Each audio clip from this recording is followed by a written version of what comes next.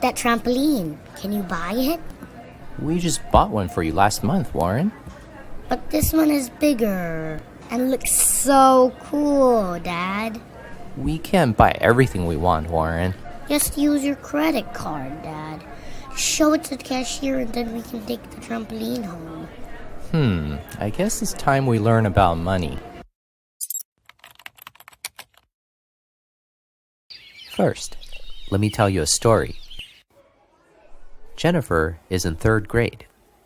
Her school holds a market every Friday where children can exchange toys or school supplies. If you have no more use for something, you can exchange it for something else that you want. Today is Friday. Jennifer walks to the market excitedly. As soon as she gets to the market, she sees Jane with the Barbie set that she has always wanted. It's limited edition.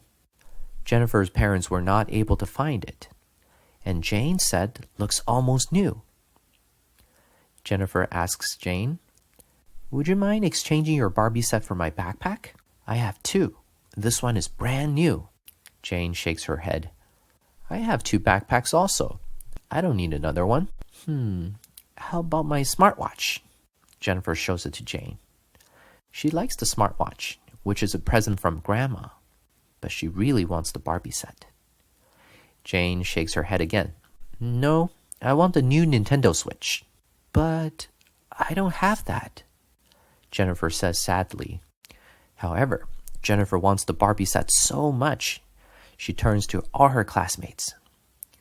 John has a Nintendo Switch, but he doesn't want to trade. Jack also has one, but he wants to trade it for a Lego set, which Jennifer doesn't have.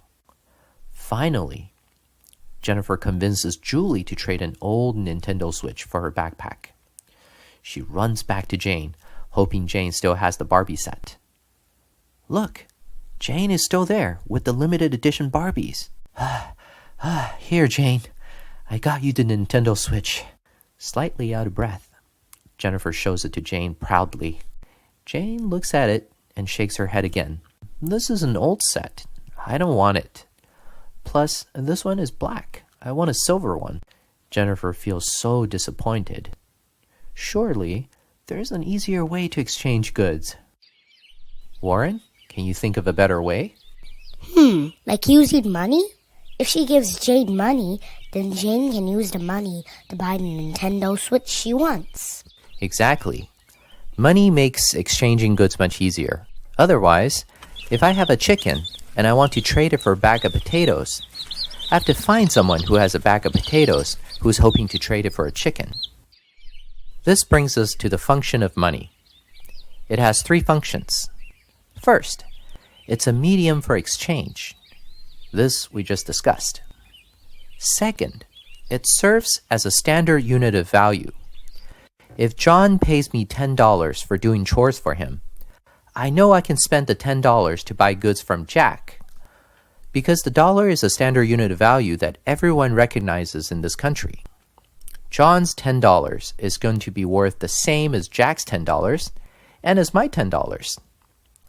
There are other currencies in different countries, so when we travel to these countries, we have to exchange our dollars into their standard of value in order to spend money there. Thirdly, it's a store of value. This means if I decide not to use the $10 today, I should be confident that I can spend it next week or next month, and it should still buy me the same amount of stuff.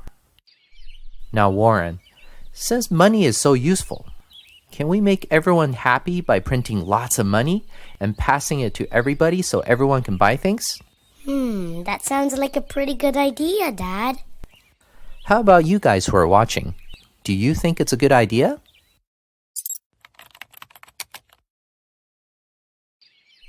Warren, let's say I give you $1. You can go buy a Hershey's bar. Yay! Now let's imagine if you had a time machine and you traveled all the way back to 1950. Do you think you'd be able to buy more Hershey's bars or less with the $1 that you have? I don't know. Well, in 1950, each Hershey's bar would cost you 10 cents. So with your $1, you could buy 10 bars. Really? And if you traveled all the way back to 1900, each Hershey's bar would cost 5 cents, so you could buy 20 bars. Back then, each bar was slightly smaller than today's, but still, you would end up with a lot more. Wow, I would be rich. I have like $20 for my birthdays and the tooth fairy. So what did we just learn? We learned that money bought more things in the past. And logically, we can expect the same money to buy less things in the future, right? Yeah, but why? Good question. First, let me tell you another story. In the middle of the Pacific Ocean, there's a small group of islands called the Yap Islands. People who live on these islands use gigantic circular stones as their money. The stones are too big to be carried around, so each family leaves the stones in front of its house. By counting the number of circular stones in front of each family, you can roughly tell which family is rich and which is poor. Now let's imagine one day the islanders find a mine full of circular stones. Now every family has double the amount of stones they had before. Do you think each family is now 2 times as rich, Warren? Yes, their money is in the circular stones, right? Now their money just doubled. Let's look at John and George, 2 neighbors from Yap Islands, going to the local fisherman to buy dinner. The fisherman tells them excitedly, "You guys are in luck. I got a huge tuna today. Look at how fresh it is." Sure enough, it's a big bluefin tuna, looking very yummy. John says, "I'll take it. My kids love tuna, and they haven't had it for a long time. I will buy it for 1 stone. George says, "Wait a minute. My wife loves bluefin tuna too, and today is her birthday. I will buy it for 2 stones. Normally, a tuna this size would cost 2 stones at most. But John thinks to himself, now we have 2 times the stones. I can afford to pay more. So he says, I will pay 3 stones for it. George thinks the same to himself. Wait, my stones doubled. If I don't get a nice fish for my wife, I may be tossed out to sleep on the canoe tonight. So he raises the price to 4 stones.